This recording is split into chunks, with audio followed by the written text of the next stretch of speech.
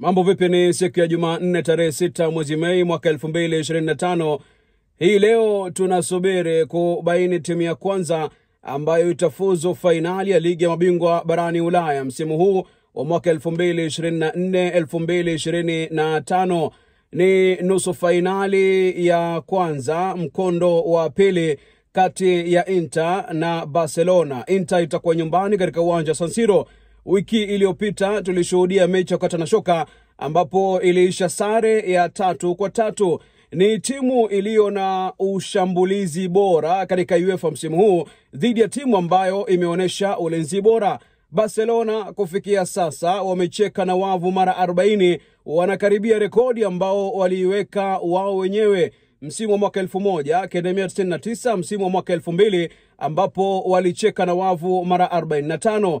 Inter kwa upande wao wamekuwa na ngome nzuri, walikuwa wamefungwa bao 5 pekee kabla ya nusu fainali mkondo wa kwanza, na pia wameweka clean sheets 8. Tukiangalia katika rekodi ya timu hizi mbili, yani head to head, ni kwamba Barca imeshinda mara 6, Inter imeshinda mara 2 pekee, wameambulia sare mara 5, Barcelona ikicheka na wavu mara 20, Inter nao ikifunga mabao 13.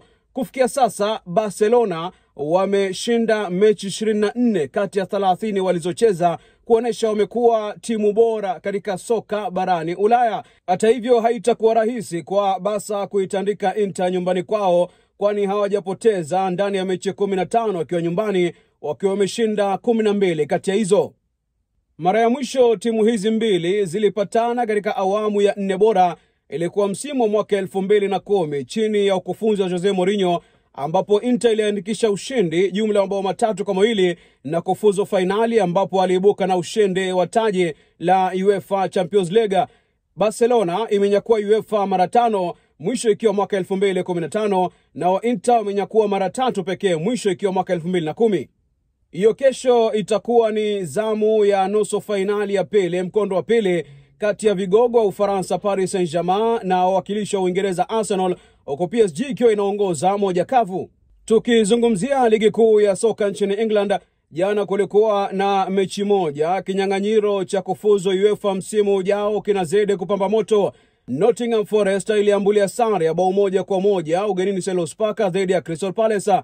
Kiungo wa Uingereza Eberechi Eze aliweka Palace kifua mbele kupitia penalti dakika 60, lakini mlinzi wa Brazil Murilo akasawazisha dakika 64. Ni matokeo ambayo yameiwacha Forest kwenye nafasi ya 6 wakiwa na alama 61, alama 2 pekee nyuma ya Chelsea na Newcastle United ambao wana alama 63, City ikiwa na alama 64, nayo Arsenal kwenye nafasi ya pili ikiwa na alama 67. Hebu tuangalie mechi 3 ambazo kila timu imebakisha hapa hadi mwisho wa msimu. Tuanze na Arsenal, manake imevutwa katika kinyang'anyiro hichi kufuatia matokeo duni katika mechi kama 5 mfululizo zilizopita. Arsenal imesalia mechi 3: Liverpool, Anfield, Newcastle United pamoja na Southampton. Kwa Man City wana mechi ambazo si ngumu sana: Southampton, Bournemouth kisha Fulham. Newcastle United watagaragazana na Chelsea, alafu Arsenal kisha wamalizane udhia na Everton. Now the Blues wana kibarua dhidi ya Magpies kisha Manchester United, alafu Nottingham Forest. Forest kwa upande wao watapambana na Leicester City, alafu wana nyundo West Ham United kisha wamalize nyumbani dhidi ya Chelsea. Aston Villa wana kibarua dhidi ya Bournemouth, Spurs, alafu Manchester United. Baada ya kuwachezea mabingwa wa EPL Liverpool kwa kipindi cha miaka 20, hatimaye fullbeki wa England Trent Alexander-Arnold ametangaza rasmi kwamba ataondoka Anfield mwisho wa msimu huu. Anatarajiwa kujiunga rasmi na vigogo wa Uhispania Real Madrid kuanzia tarehe 1 mwezi Juni, ambapo atatia saini kandarasi ya miaka 6 katika uwanja Santiago Bernabeu. Trent amekuwa nguzo muhimu kwa The Reds, sio katika safu ya ulinzi pekee, bali pia amekuwa na mchango mkubwa katika safu ya mashambulizi. Hebu tuangalie takwimu zinasema nini. Trent amefikisha idadi ya assist 64, anaongoza akifuatwa na fullbeki mwenza wa Liverpool Andy Robertson ambaye ameandikisha assist 59, huko fullbeki wa Everton Leighton Baines akiwa ametoa assist 53.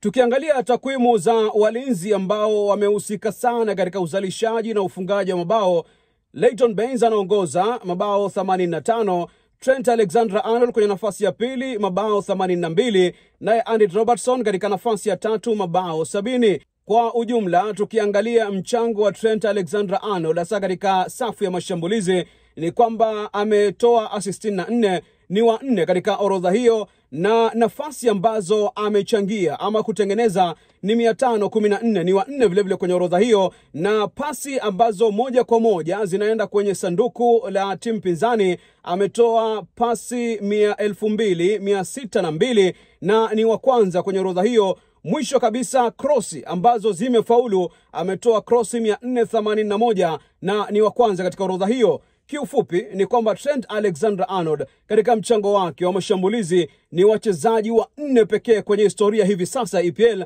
ambao wanamshinda. Wa kwanza ni kiungo wa Ubelgiji Kevin De Bruyne, wa pili mshambuliaji na nahodha wa Spurs wa timu ya taifa ya Korea Kusini Son Heung-min, yupo Bruno Fernandes nahodha wa Manchester United, na pia vile vile Mo Salah mshambuliaji wa Liverpool. Manchester United imeielezea Chelsea pamoja na timu yote iliyonania kumsajili winga wa Argentina Alejandro Garnacho miaka 20 kwamba italazimika kulipa kitita cha takriban pauni milioni 65 ili kumsajili.